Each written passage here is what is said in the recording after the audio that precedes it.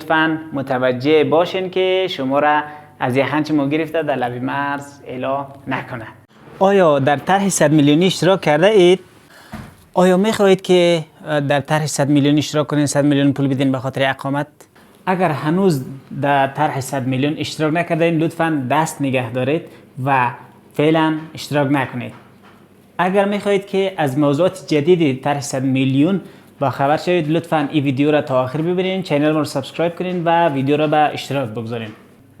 این مبلغ بگیر و مبلغ دیگهش در مرز برید اول میشه. سلام و وقت شما بخیر هموطنان عزیز، امیدوارم که صحتمند و سلامت باشین و یک سلام خاص دارم خدمت مهاجرین عزیزی که در ایران زندگی میکنید. امیدوارم که صحتمند و سلامت باشین.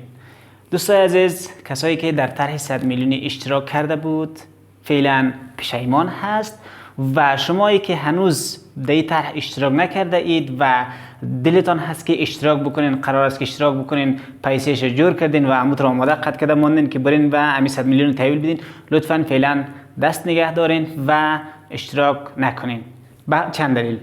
اولا دوستایی که خیلی از دوستا برام پیام گذاشتن که ما مثلا پول نداشتیم، قرض کردیم، وسایل خانه خود فروختیم تا 100 میلیون تکمیل کنیم و به خاطر گرفتن اقامه. خب حالا قسمی شده که آقا اگر تو نداری، کارت آمایش داری، کارت بازشماری داری، کارت سرشماری داری، لطفا نگران این نباش که کارتت از بین میره. کارتت بر روال سابق مثل همیشه در همون استانی که برای توضیح شده قابل اعتبار هست و اگر تو اشتراک نکنی در طرح 100 میلیونی کارتت باطل نمی شود. اونهایی که پاسپورت خانواری دارن اونها همچنان، شما به یک کلام بگم هر مدارکی که دارین، مدارک شما قابل اعتبار هست، قابل چالش هست و مدارک شما از بین نمیره و در صورتی که شما در طرح 100 میلیونی اشتراک نکنید. دوما پولی که شما پرداخت میکنین دیگه قابل برگشت نمی باشد. همونطوری که یک برنامه دیگه هم داشتم قبلا در این مورد، بسیاری از دوستا صحبت کردن که آقا وقتی که هموطنان ما خواستن برن پولشان رو پس بگیرن پول برایش داده نشده. یک تعداد گفتن مثلا این مبلغ بگیر و مبلغ دیگهش در مرز برید اول میشه. یک تعداد گفتن آقا برای شما کارت داده میشه، شما میتونید فقط وسایل خرید کنین. اصلا موضوعات گوناگون است و پول هنوز برای هیچ کی برگردانده نشده است. اگر هنوز شما در این طرح اشتراک نکرده اید لطفاً اشتراک نکنین تا موضوع برای شما روشن شود.